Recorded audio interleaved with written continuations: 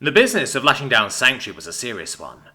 Huge though she was, and alien tech thrusters that required no reaction mass notwithstanding, the realities of power-to-weight ratio still existed, and Sanctuary was designed to pull fierce acceleration even at sublight, relying on her giant core's power output to keep the crew happy and healthy at 20G or more. The result of that was that she was light for her size. In the high winds expected to come sweeping down the valley over the next few days, she would slide or even be picked up and thrown unless securely anchored. Kirk, Lewis, and Amir were on one side of the ship, Julian, Zhu, and Allison on the other, firing cables across her hull using a modified kinetic pulse weapon. One person to retrieve and hold the cable's end, one person to crank it taut, the third to operate a compressed gas gun, which fired an anchoring peg into the bedrock, which Kirk had informed them would typically have been operated by a team of 4, armed with a lifter and a heavy stabilizing frame. Julian just carried it, leaning on it heavily to hold back the recoil. Each time it fired, the heavy clunk sound it produced pulsed right through their bodies and produced a donut of airborne dust. Zhu broke the silence after the third anchor was in, and they'd found their rhythm. "So, Julian, do you mind if I ask you a question?" "Shoot." "I feel like I know the name Estes City from somewhere, but I can't remember where." Julian laughed. "Let me guess, you've heard of the Navajo Code Talkers?" He knew exactly which YouTube videos she'd seen. "That was it," Zhu agreed. "Yeah, there was an interview with one of them on this data thing that we found. His name was Estes City too. You're Navajo?" "Grandpa is," Julian shrugged it off, "but there's no Code Talkers in my family. I don't know what my great-grandpa was doing during the war, and Grandpa was born in 47. Clunk. Allison hefted their line launcher, checking that her feed weren't caught in a loop of cable, steadied herself and fired. The line described a graceful arc over Sanctuary's back. "So your grandpa's Navajo, but not you or your dad?" she asked. "Yup. Grandpa went to prison for resisting the draft. When he got out, he went to an anti-war protest where he met my grandma, and they settled in Wisconsin." There was a tug on the line, which meant that the other end was attached, so Zhu started the crank on it. Julian grinned. "I think my dad was a bit of an accident," he confided. "And, you know, interracial couple in the 70s, white girl and a red skin." He waved a hand, dismissing the bigotry of yesteryear. "Don't know if things were a bit more relaxed by the time I came along, or if it was just, you know, well, at least he's half white." There was a call on the radio. "Heads up," and the line from the other side came over. Bouncing in the dirt a few meters away, Allison retrieved it just as Julian set the gun and fired the next anchor into the rock. Chunk. Grandpa wanted me to learn his people's ways, but... Julian shrugged, massaging the shock of the recoil out of his hands. "They're his people, I guess. I'm not really Navajo myself. I don't feel that." He waved his hand. "I don't know. Kinship?" Zhu suggested. "Yeah, that's it. The bond's just not there for me." It was true. They got along to some kind of a nation thing at one point. And what struck Julian hard was that he'd felt like a white guy, and been largely treated as one. That had disappointed Gramp Esty, but it had at least persuaded him to just let Julian be Julian. "Doesn't that make you feel sad?" Zhu said. "Why should it?" Julian asked. "Maybe I never went down to New Mexico with the old man to learn the ways of my ancestors or whatever, but we still had a great time. He taught me hunting, camping, fishing. Yeah, I enjoyed it, so I became a park ranger. I used to spend 5 days a week out in the North Country, keeping tabs on the wildlife. Deer, birds, fish, bears, you name it." He shrugged, watching Zhu wind the crank. "Guess the courtie thought I was impressive because they snatched me up, gear and all, and stuck me on planet Nightmare." "And your grandfather?" Zhu asked him. "Still going," Julian smiled fondly. "Same old grandpa with his dungarees and his robusto premium cigars. Pretty damn strong for an old man, too." Zhu decided that the line was taut enough and plucked it, producing a bass note. "Is that all of them?" "That's all of them. Just need to head topside and make sure they're on top of the steel plates so they don't cut into the pressure skin and heat dissipators. Care to join me?"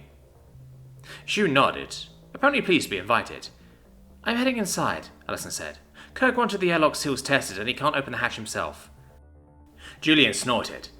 "Fucking class 5 species," he teased, and grabbed her around the waist for a quick, romantic kiss. When it was done, Zhu was awkwardly looking at anything other than him or Allison. "So, how do we get up top?" she asked, as Allison slipped away and jogged off in the direction of the larboard airlock. Julian just turned and folded his arms, smiling faintly as he stood below the rungs recessed into the side of the ship until she noticed them. "Oh." It was an easy climb in Arrow's modest gravity, but Julian had never exactly been thrilled by heights. Sanctuary was classified as a modestly sized luxury yacht, but they're still translated to being 40 meters above the ground at the top. Buffeted by the editors, they were bouncing back and forth between the two sandstorms, like a puppy unable to choose between two tennis balls. Zhu seemed to be just as uncomfortable with the winds and altitude as he was. Moderate gravity or not, a fall from that height would kill, and when she held out a hand for him to help her balance, he grabbed it without thinking. Her hand was surprisingly hard and roughened from work, different to Alison's. Alison had plenty of grip strength, but her hands were softer and cold, and her fingers were more slender. Zhu's hand was warm and unconsciously solid, feminine but sturdy. He tried not to notice. "So, what about your father?" she asked, raising her voice to be heard over the air currents, clearly wanting to bolster her own confidence, or distract herself with conversation. "Cancer," Julian replied. "Oh, I'm sorry." "It's okay, I was like 6. Grandpa and Grandma took me in when Mum said she wanted to go on a round-the-world trip to try and get over it." Julian kicked a cable and gave a satisfied grunt when it didn't move. "Where is she now?" "Well, I've got 2 Dutch half-sisters," Julian shrugged. "She's okay, but by the time she was ready to look after anyone again, I was 13 or so. It seemed easier just to stay with Grandpa and Grandma." Zhu checked the cable nearest to her. "This one looks okay, I think," she guessed. He nodded, trusting her judgment. "What about your folks?" he asked her. 5 years is a long time. Think they'll have changed much?" She hesitated, then gave him an embarrassed smile and a shrug, flicking wind-wild hair out of her face. "Don't know. I hope not." Julian nodded sympathy, but smiled. "I hope not too," he said. "But word of advice? You should probably brace yourself. Did you read your messages yet?" She shook her head, no. "Only one of them." "Cool. Well, you'll have plenty of time while the sandstorm passes over." There was a lull in the wind, and Zhu cautiously let go of his hand to straighten and look at the scenery. It was admittedly spectacular. The river was a malachite road, its forks and junctions winding down from distant brown mesas beneath a turquoise sky. "Incredible," she said, taking a step towards it.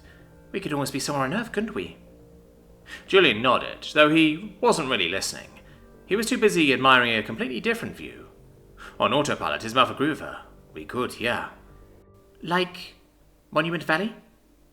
She turned around, and Julian realized where he'd been looking. So did she. Mentally punishing himself, he took in the correct view this time, while Zhu hastily turned her face back towards the landscape. "It's pink." "No, not like... Monument Valley's more red, and there's lots of green. This is more like Argentina, maybe. More yellow and brown," he said. He checked the last cable. "And," he cleared his throat, "we're as anchored as we're ever going to get, I reckon. May as well head indoors." Zhu just nodded without turning around.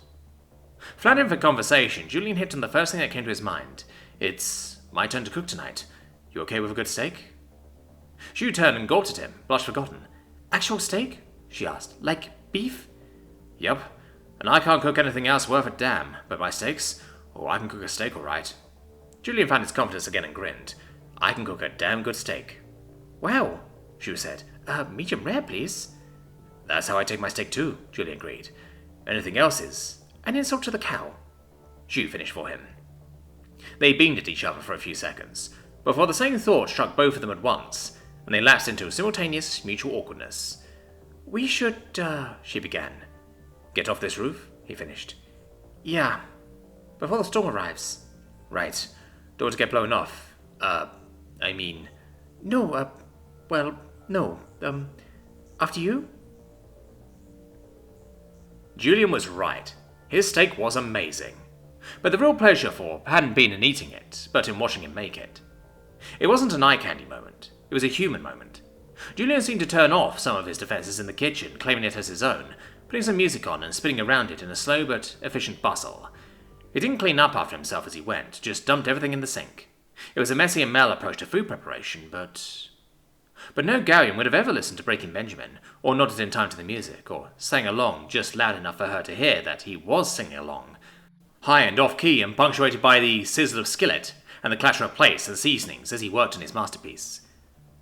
"Holding on too tight, breathe the breath of life, so I can leave this..." "I'm not into sharing, girlfriend." Zhu jumped. Alison smiled at her. "Remember?" she asked. Zhu remembered to shake her head rather than shimmy it, like Ima. "That's not it," she said, which was a bit of a lie, but not much of one, so it didn't count. Alison tilted her head. What then? Just humans, You, him, Lewis, Amir, the music, the kitchen, the food. Humans, Earth. Allison made an understanding noise and put an arm around her shoulder. Making you homesick? Actually, no. It makes me feel like when I dreamed of home. She smiled at Allison and wiped away a tear. This is what it felt like. Well, he must thought that it was quite a joke, and it got a lot of laughs from a lot of folks. Seems I had to fight my whole life through. Allison directed a sly smirk at Julian as he picked up the volume a bit. He's got an eclectic taste in music, doesn't he? Very varied, Ju agreed, covering her smile. Come on, help a girl set the table? A minute later, Ju dropped the knives from giggling at the enthusiastic bellow of, My name is Sue, how do you do? Then drifted out of the kitchen. In the dark and quiet of the night cycle, Sanctuary creaked like a clipper at sea as her shields deflected the pelting sand outside. From without, the view would almost certainly have been spectacular. Force fields tended to react colourfully with airborne particulates, spitting and sparkling at the charge built and grounded itself, glowing all the colours of the rainbow and others besides. Inside, the only hint of the raging outside forces was the occasional whine, as the power systems intelligently redirected the power reserves and increased the reactor output to match them, and the odd structural creak as the shield emitters mounted on Sanctuary's outer skin transmitted part of the huge forces they were emitting into the ship's structural components. In theory, those forces were more than up to the task of keeping Kirk's ship securely in contact with the ground, but the humans always seemed to feel more comfortable with steel than with photons, even though, technically, a force field was built to duplicate exactly the kind of electrostatic forces that gave steel cables or bulkheads their strength. Still, redundancy didn't hurt, and if it set the paranoid Deathworlders' minds at ease. Really didn't need much sleep next to most species. While humans took a solid 6 to 8 hours a night, and the Guvnang needed a whole day every 3 or 4 days, Rukshur got by on quick, regular power naps. In fact, the domain's standard unit of time, known as the Rik, was derived from the average duration of the Rush sleep phase, though nowadays given a standard definition based on something to do with hydrogen, if Kirk remembered correctly. Not being able to summon little random facts like that at will was one of the few things he was finding he missed about having cerebral implants. He certainly hadn't noticed any decline in his logical faculties or powers of recall since their removal. Not for the big stuff. Maybe mental mathematics was taking a while longer, and he wasn't able to recall trivia, but the important activity seemed mostly unhindered. The problem was that the disparity between his sleeping habits and those of his crew left long stretches of the night where the only available company was Vendrick. Kirk and Vendrick may have been old friends, but theirs was a relationship built on mutual esteem and shared goals, rather than actually having much in common as people. Tonight, however, he had something to do, and was glad to be left alone to do it. The less his friends and crewmates knew about some of his plans, the better. By Rush standards, the engineering access conduit which ringed the poles of Sanctuary's reactor was a crawl space, tight and claustrophobic. Vedrick would simply not have been able to fit into it. Humans, Gowrians and Corti on the other hand, could have strolled down it, and they would have needed a stepladder to access some of the systems that lined the hemispherical conduit ceiling. Kirk stooped underneath an environmental duct, stepped fastidiously over a neat bundle of high-capacity data cables squeezed between 2 computer racks, and finally found what he was after at the apex of the conduit, immediately in front of the first of his ship's 7 huge sublight thrusters. It was mounted in a little pedestal which doubled as a superconducting power bus of peerless capacity, designed to shunt as much power as the huge reactor could generate straight into the seemingly innocuous little oblong of SEAL technology that was Sanctuary's Corti black box drive. If you didn't know how to open one, tampering with a black box drive was a recipe for it blowing up in your face, and not in a small way either. The Corti had an unsubtle approach to copyright protection. Kirk, however, now knew how to open it. Fabricating the necessary tool had been trivial, in fact. All it did was deliver extremely precise electrical currents to 32 of the drive's 3,000 microscopic terminals. 3,000 to the 32nd power. The set of possible 32-digit combinations, with 3,000 digits to choose from, was already a number so absurdly vast that it made the combined total number of subatomic particles in the whole of the visible universe seem trivial. Correctly guessing the combination would already have been effectively impossible. You'd have better odds of firing a neutrino in a completely random direction, and then correctly guessing which specific atom it would eventually interact with. Throw in the need to deliver excruciatingly precise electrical currents to that correct combination, and the fact that the combination required currents changed periodically as a safeguard against simple dissemination of the information, and it was no wonder at all that the black box had supposedly never been opened by an unauthorized user. When the key was applied, however, it turned out to be easy. The two sides shot outwards on rails with a snap, and the top hinged open. Kirk reflected warily that if life in the galaxy had taught him anything by now, it was that working technologies simply never had shiny special effects deep inside them. The occasion demanded a bottle singularity pulsing ominously inside a glass cylinder, or some other such wondrous artifact. Instead, he was looking at a circuit board much like any other. It was foolish to be disappointed. Nonetheless, it felt like something of an anticlimax. The modifications he read of a standard tablet computer were the work of minutes. Connect, load, copy-paste, run. Close the box, remove the key. Back in the comfort of his quarters, he settled onto the bed, folding his legs underneath him, and bade the room load a text chat interface and connect via the newly established protocol under his name. System notification user has joined this error. Undefined expectation. Welcome, user unknown. 0025. This is getting ridiculous. That's the second one this cycle. 0007. Working on it. 0034. Without apparent progress. 0007. By all means, you are welcome to volunteer for debugging software that has existed longer than you have. For now, I'll just kick this spurious user again. System notification. Error.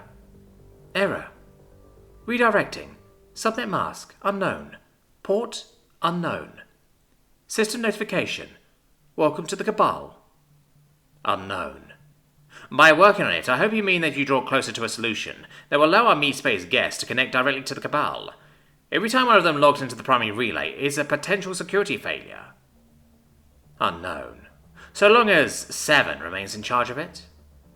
Unknown. I know for a fact that 50 is working on the problem themselves. Unknown.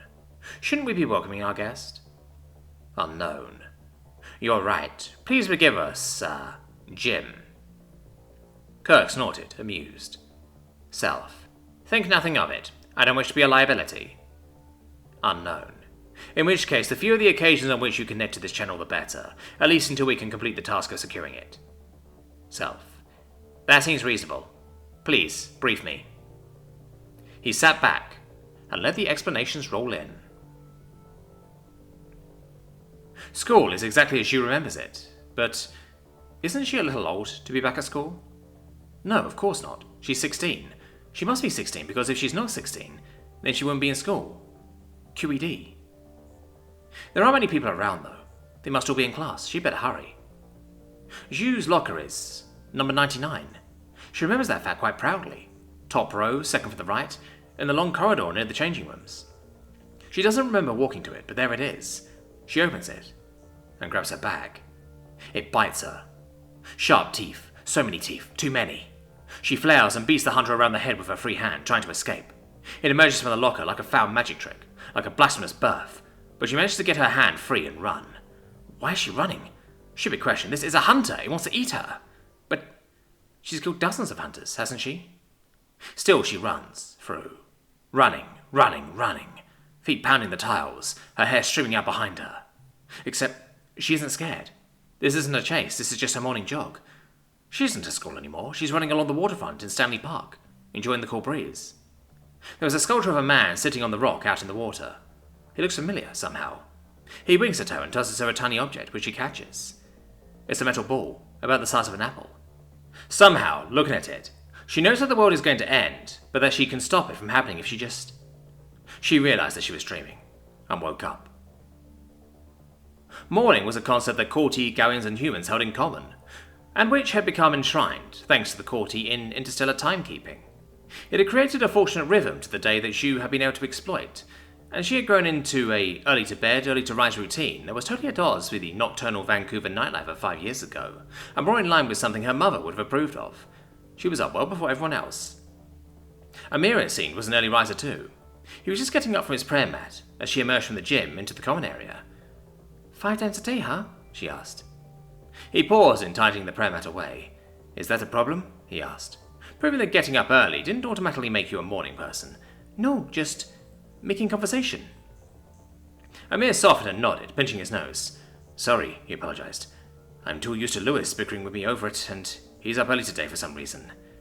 Bickering? Amir nodded. He keeps trying to deconvert me. It's obnoxious. Oh. He puffed a little laugh out of his nose. Let me guess, you think this is strange? He gestured to the prayer mat.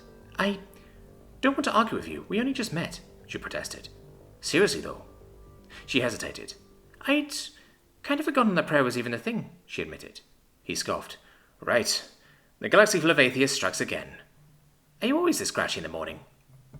Amir blinked while she folded her arms and channeled Mama Yulna, waiting for the verbal slap upside his head to do its job. Okay, he said finally. You're right. Sorry. Lewis just... Never mind. I shouldn't take it out on you. No, she agreed, but smiled. But it's okay. Galaxy full of atheists? That's just Lewis's new argument. Amir dismissed it. If nothing else out there believes in God, then... Blah, blah, blah. You get the picture. Doesn't that make you wonder, though? She asked. Nope, why should it? Look at all the gifts we have. We're faster, stronger, smarter, tougher, more creative. He turned to her. Seriously, what's going in pop culture like? Pop culture? Yeah, do they have sports teams, rock stars, reality TV? How about just commercial radio? Is there a Gary Banksy or Coca-Cola? What about their phones? What's their version of iPhone versus Android? Do they have somebody like Arnold Schwarzenegger, or who's the Gary announcer to Imran Khan? Who? Amir wound down a little. He's a cricketer, a famous one from Pakistan, he explained. She thought about it. They have most of that, she said, though admittedly she had never really absorbed much of it. Perhaps the part of Garian pop culture she was most familiar with was an edutainment show for little cubs called Wendy Woe, which was more or less the Garian equivalent of Sesame Street, minus the Muppets. She learned half her Garian from watching that show with Muon and the Cubs, though apparently it had left her with a childlike way of speaking for some time. Well, they're doing better than most of the aliens then, Amir remarked, but I bet it's not as rich as ours, or as varied. If you say so, Shu said neutrally, too offended to argue with him. That's my point, though, Amir continued. Look at all the gifts we have, all the advantages, all the blessings. To me, it's obvious that knowing Islam is one of those blessings, just like the strength and toughness and all the rest of it. The Prophet Muhammad, peace be upon him, was the greatest of the gifts that Allah gave to us. She was rescued from having to come up with a response to that by Lewis, sticking his head through the hatch, looking frazzled and sleep-deprived. Hey, Zhu, could you give me a hand? Sure. He sprang to her feet, giving Amir a little wave and a smile, and joined him. What's up? Well, I could do with some more exercise advice, but I was mostly just rescuing you, Lewis whispered. Once certain Amir was out of earshot. Don't get him started on that shit, seriously. She sighed gratitude. Thank you, she said earnestly. He was getting pretty intense. He does that. The lady don't protest too much, methinks, right? She glanced back towards the common area. Amir had sat down, and from his expression was plainly pissed off at himself. Maybe, she agreed. And, wow, you quoted that correctly. Hey, I'm not here to be the ship's mascot, Lewis smirked. No false modesty. I'm, one of the smartest people you ever meet. I know Hamlet. Not really my scene, but I still know it. She blushed a little. Sorry, I didn't mean to imply. It's cool. Well, I went to school pretending to be dumb was a survival strategy, Lewis reassured her. But yeah, it's been a touchy subject for him this last week or so. Used to be it never came up, now he gets all sharp real easy. Don't know if that means he's getting more devout or if he's having a crisis, but it's best to just, avoid the subject entirely. They reached the flight deck, where Lewis's usual nest was a riot of articles, videos, and blogs on Tai Chi. You have internet? She exclaimed. We've got, a backup copy of part of the internet, Lewis said. Godzilla bytes of it. Pretty cool, even if it's a couple of months out of date. Bet you're researching what we did yesterday? Yeah, Lewis said, dropping into his chair. I actually enjoyed myself, which is, a major first for me. I'm glad, she replied. I've got a good teacher, Lewis told her, and grinned when she smiled at the compliment. I got up early to try and join you in the gym, but then... He waved a hand at one of his screens. Looks like something came up overnight. She looked at what he'd indicated, seeing only incomprehensible numbers and text. What did? Not sure, TBH. He turned to that display and dragged it onto the big screen, front and center. It's got all kinds of monitor programs and bots installed in Sanctuary. This one logs power draw on the FTL. He poked a finger at the screen, which flashed blue where his digit passed through the hologram. I won't bore you with, the the Starfleet technobabble here, but TLDR, those numbers are the wrong numbers. Wrong how? Couple hours of sporadic power draw, starting in the middle of the night. Not big draw, but we're landed and powered down. The FDL shouldn't be drawing a damn thing. Shouldn't we go check it or something? No point, I've got the full diagnostic right here. He waved at the screen. Piece of shit alien engineering doesn't log half of what it should, though. My boss log everything, but the modules themselves, he shrugged. All I know is there's nothing actually wrong with it. It just drained power at dark 30 last night when it shouldn't. Still. Yeah, maybe.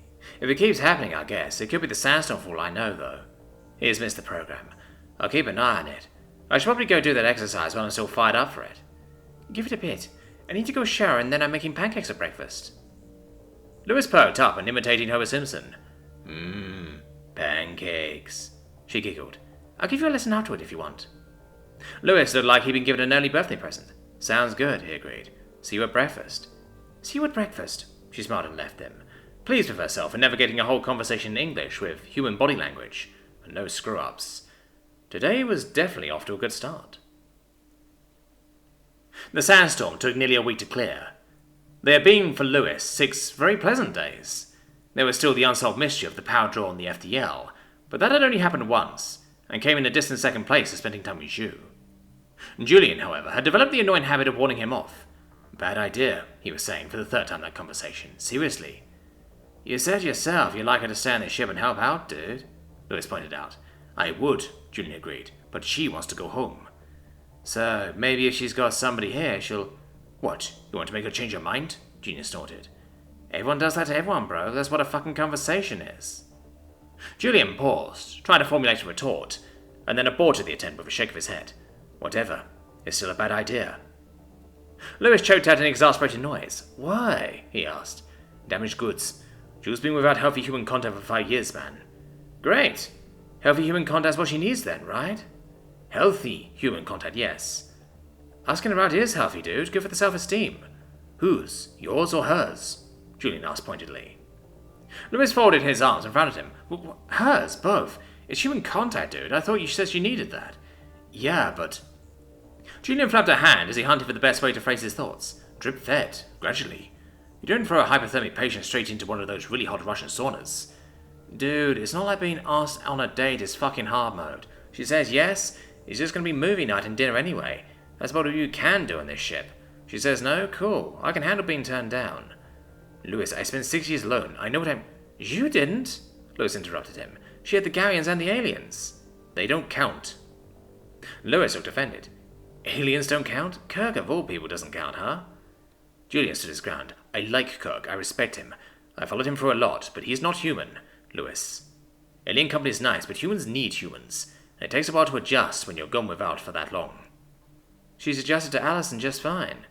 Allison's a woman. Sexist, dude. No, listen. Julian was getting irritated now. She spent those years with Garians, and you've seen her. A lot of the time she slips back into their language, their expressions and mannerisms. She's gone native, man. And given what I know of Garian society, that'll have her primed to connect better with women than with men. Guys, sounds like a fucking good reason to give us some human contact then, Lewis protested. His own hackle was raised. Normal human contact, solely. Guys, being asked out is normal. Guys... Lewis's arms paused mid-outraged flail. Both of them turned to Amir, who had turned his chair to break up the argument. Lewis, listen to the man. Julian, stop being jealous about you, he said. Julian swayed as if he'd been punched. Jealous? He asked. Okay, that was maybe the wrong choice of, Amir began, but was interrupted. Yeah, jealous, overprotective. Acting like you think you've got a right to choose for her, Lewis stabbed. And you look at her pretty much the same way you do Allison, dude. Amir pinched his nose. Lewis... Julian gaped at him. What? No, I don't. Leave some women for the rest of us. Leave some... How fucking medieval are you? Julian stabbed back. Julian, you're the one who thinks he's got a shot at a fucking harem, dude. Julian's fist bunched as his tone got dangerous rather than outraged. I don't. Guys! Julian and Lewis paused again. The moment of tension rang like a dropped knife, and then Julian's hand uncoiled and his shoulders dropped as he exhaled. Sorry, Lewis, he said. That wasn't cool of me either, dude. I'm sorry. The two men called off in silence for an awkward minute until Lewis added, But you do stare at her, dude, when Allison's not around. Julian glanced back down the bridge access corridor to make sure Allison wasn't somehow there to overhear him, then nodded sheepishly. She's got a shared experience with me, you know. We've both been alone for a long time. It's nice to have somebody around here who really knows what that's like. Maybe, but come on, dude. There's no excuse to be a horn dog, and it's not fair on your girlfriend. I know that, Julian objected. Just, nobody's in control of their lust, Lewis. Amir opined. Not really. Do you mind not calling it lust? Julian asked, irritated. That makes it sound so. That's what it is, though. Infatuation. If you prefer, and Lewis is right, it's not fair on either of them. It's not exactly fucking fair on me, Julian objected. I'm not doing this deliberately. She says it to him too, Lewis, Amir points out. Well, oh no she doesn't, Lewis objected. Oh, face it, she does, Amir asserted. And why not? He's a specimen. But she's spending time with you. Julian scowled, but Lewis just looked pleased and smiled, giving him a defiant stare. Oh, yeah, so she is, he agreed. Guess she's settling for second best, Julian growled. What? Lewis's arrogant grin evaporated. Fuck you! Get in line. Okay, what the hell? Amir stood up and stepped between them.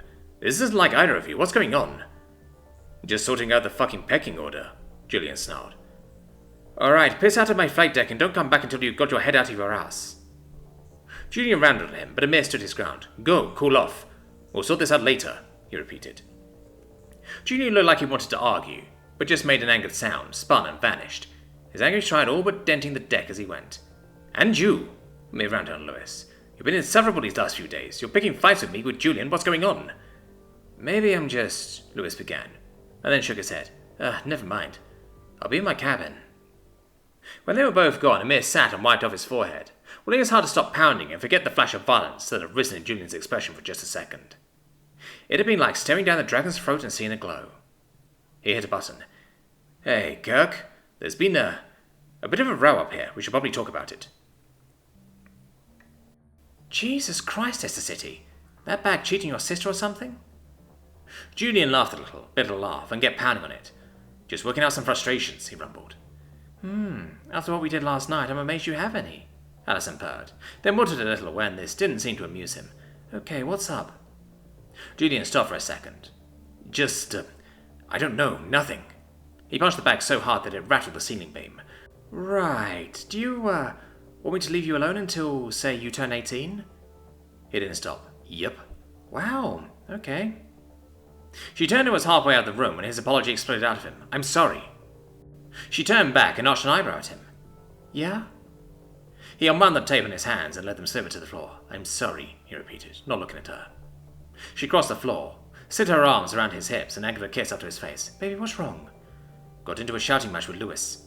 Really? Wow, don't you usually get on okay with him? Usually, yeah, he agreed, still not making eye contact. She put her head on one side, trying to catch his gaze. So, what was the argument about? Zhu, he, wants to ask her out. Allison considered this. Okay, I mean, I can't see that ending in her saying yes, but he's a grown-ass man, I'm sure he'll cope, and it might be good for her confidence. Why argue? He might hurt her. She made an incredulous noise. Are we talking about the same girl here? She asked. Because I seem to recall the last man who hurt her, she whooped his ass and threw him out the airlock. So, why argue? She can take care of herself. Julian wriggled out of her grip and picked up the hand tape. I don't know, he said, beginning to wind it back up. You don't? You got into a shouting match with the guy, and you don't know why? Yeah. She blinked at him, then stepped back. Why are you lying to me, Julian? He took a deep breath and released it, as a complex sighing sound, full of noises that could have been attempted as starting a sentence. Well, come on, give me real. I was mad with him over Zhu. Mad? Why? What's up? Suspicion sniped her right in the forehead and her jaw dropped. Julian, what? Are you fucking jealous of him? The way he flinched and turned in on himself a bit more confirmed it. You are? What? You thought you'd buy one get one free? You pig! It's not like that. Oh, what is it like then? What it's like is that I'm down here beating the crap out of that thing. He pointed at the bag, because I'm super fucking angry at myself for thinking like that. He finally made eye contact. As well you fucking should be, she retorted. Well, I am. Good. I'm sorry. You're forgiven. The paradox posed by her still angry tone versus the words shut him out long enough for the echoes caused by the gym's hollow acoustics to die. I am? He asked cautiously. Allison coughed out a little breathy laugh and shook her head at the floor. You are, she said. You're not mad? Oh, I'm fucking mad all right, she informed him, jamming a finger into his chest. You lied to me, Julian. You tried to shut me out. That part pisses me off. Whatever's going on in your head about you, I can forgive that. You can? Sure. See, you got mad at yourself and came down here to work it out, and you feel guilty about it. So yeah, fine. I forgive you. Heck, I don't blame you. She's amazing. And I'm not even into girls. She jabbed him in the chest again. But don't ever lie to me like that again. Yes, ma'am. She smiled and looked him up and down. Ma'am, huh? He scratched the back of his head. Well, I mean, yeah, that's what I said.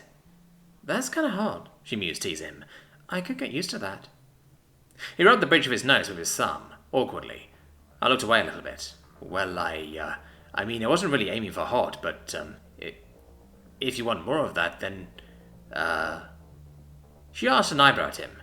You got a sub-streak there, Esther City? She asked. He swallowed and nodded. Maybe a bit, he confessed. She ran a finger up him from belt buckle to chin, which seemed to paralyze him. That explains a few things, she pondered, then looked up into his face. Want to explore it? She asked. He licked his lips, glanced around, and nodded. She shook her head. I need you to say it out loud if you really want it, baby, she told him. Julian swallowed again. I mean... He looked away and took a second to gather his thoughts. Maybe start slow, he said finally. I've never... He trod off. Me either, she confessed. But, yeah, we can start slow. Then, yes, ma'am, I want to. She grinned and rewarded him with a kiss. Good boy.